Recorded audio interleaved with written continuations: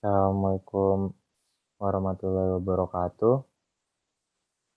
Selanjutnya, saya akan menjelaskan materi kedua yaitu motor induksi. Bisa dilihat di samping, ini adalah sebuah motor listrik berkategorikan dinamo motor 3 fase dengan berat 18.000 gram. Spesifik lengkapnya ini tipe AE90L2, powernya 3 HP, bisa mencapai RPM 2855, ampere 4,58, voltnya 380 volt, dan bisa didapatkan pada online shop dengan harga 1,5 juta rupiah. Berikut adalah gambar dari motor induksi dengan pembagian-pembagiannya dan dengan nama-namanya. Motor induksi. Motor asinkron atau motor induksi termasuk dalam kelompok mesin asinkron karena beroperasi pada kecepatan yang lebih lambat dari kecepatan sinkron. Ini karena medan magnet yang dihasilkan oleh stator menciptakan flux magnet di rotor, memungkinkan rotor berputar. Ada dua jenis motor asinkron, yaitu motor asinkron 1 fase dan motor asinkron 3 fase, tergantung dari sumber daya input yang digunakan. Motor induksi sendiri, seperti kita lihat pada gambar sebelumnya, dapat didapatkan dengan harga kisaran 1 juta rupiah hingga 2 juta rupiah di toko online shop maupun di toko elektronik. Prinsip kerja motor induksi 1 fase. Misalkan Anda memiliki motor induksi 1 fase yang ditenagai oleh sumber daya AC 1 fase. Mensuplai daya AC ke belitan stator motor dapat menyebabkan arus mengalir melalui belitan stator. Flux magnet yang dihasilkan oleh catu daya AC dari belitan stator disebut flux magnet utama. Dengan membangkitkan flux magnet utama ini dimungkinkan untuk membangkitkan flux medan magnet dari stator. Misalkan rotor motor berputar sedikit. Ketika rotor berputar, konduktor dari rotor dapat dikatakan bergerak melalui belitan stator. Karena konduktor rotor bergerak sehubungan dengan flux magnet belitan stator. Tegangan EMF dihasilkan dalam konduktor rotor menurut hukum Faraday. Karena motor terhubung ke beban, tegangan EMF dari rotor dapat menyebabkan arus mengalir melalui kumparan rotor dan rotor akan terhubung ke beban. Arus yang mengalir melalui rotor disebut arus rotor dan arus ini juga dapat menghasilkan flux magnet yang disebut flux magnet rotor. Interaksi antara dua flux magnet menyebabkan rotor di dalam motor berputar secara otomatis. Pada keadaan awal diasumsikan bahwa rotor menerima gaya eksternal dari konduktor di dalam rotor. Jika tidak, rotor akan bersandar pada flux magnet dalam kumparan stator dan tidak ada tegangan EMF yang akan diterapkan pada kumparan untuk hukum Faraday. Semua arus menghasilkan flux magnet yang mempengaruhi rotor. Bagian ini menjelaskan bagaimana aliran ini mempengaruhi kecepatan rotasi rotor. Arus stator menghasilkan flux utama dan arus rotor menghasilkan flux rotor. Masing-masing aliran ini mempengaruhi arah putaran rotor, hanya saja kedua arah tersebut berlawanan. Menurut hukum Lorentz, jika Anda memiliki kabel hidup dan ada kabel flux magnet medan di sekitar kabel, gaya akan bekerja pada kabel. Karena flux magnet stator dan rotor relatif sama, gaya yang dihasilkan juga sama. Akan tetapi karena arah gaya-gaya tersebut berbeda, maka rotor tidak akan berputar karena adanya dua gaya yang saling meniadakan atau saling bertabrakan. Hal ini membutuhkan motor induksi untuk berputar sedikit sehingga salah satu gaya yang dihasilkan oleh flux magnet lebih besar dari yang lain agar rotor dapat berputar. Berikut adalah konstruksi motor induksi 1 fase. Yang kedua, kita bisa melihat ada gambar yang menampakkan bahwa dampaknya adanya arus pada stator. Selanjutnya ada gambar putaran pada rotor yang mengakibatkan flux.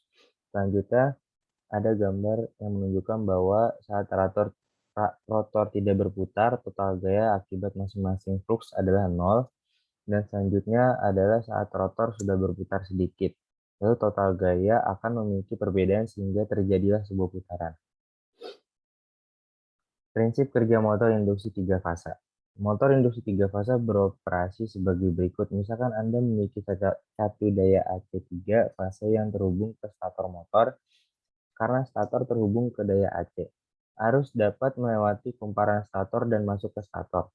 Saat ini hanya ada satu kumparan stator. Menurut hukum Faraday, ketika arus mengalir melalui kabel dapat menghasilkan flux magnet dalam kabel dan arahnya mengikuti aturan tangan kanan.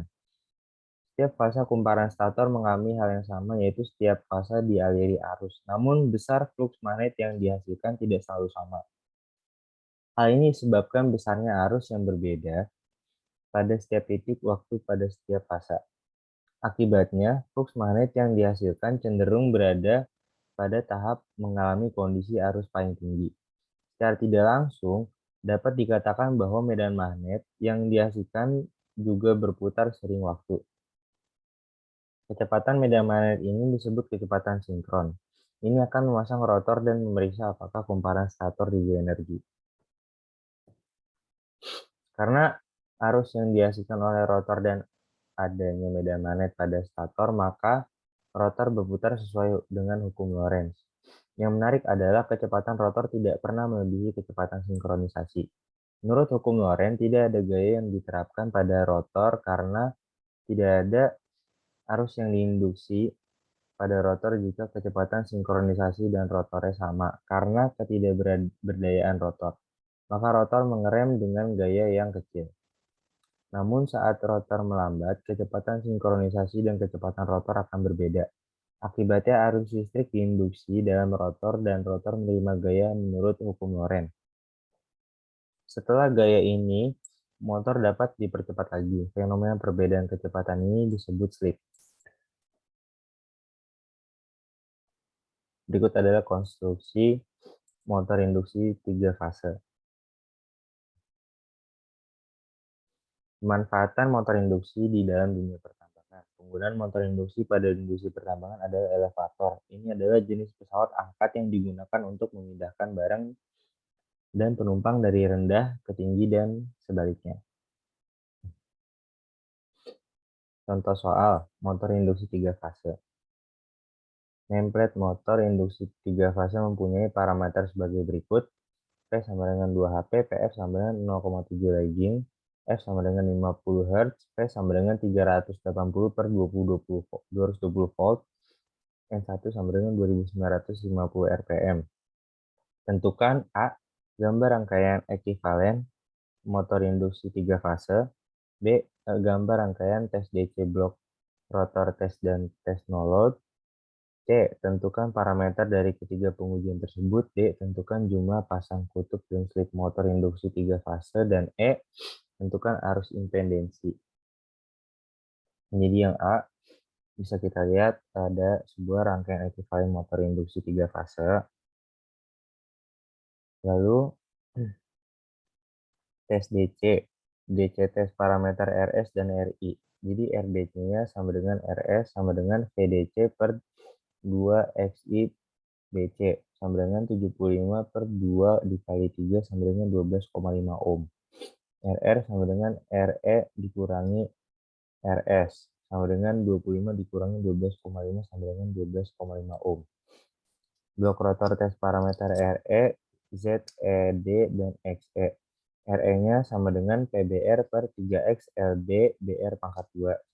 Jadi RE-nya sama dengan 220 per 3X 2 dikali 2 pangkat 2 sama dengan 15,5.